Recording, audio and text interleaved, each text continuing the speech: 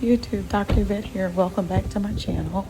Okay, today I had a great video planned for you, but instead of that, I thought I would let you see some of the hurricane footage, what happens around on the farm when we are hit by hurricanes that produce a lot of rain and wind.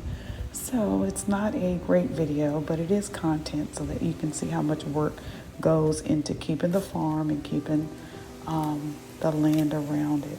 We have trees down, and it's going to be quite a bit of cleanup. Happy gardening.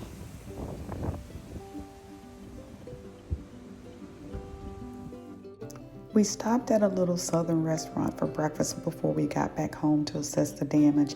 And here I'm having a banana, caramel, and pecan Belgian waffle. It was delicious.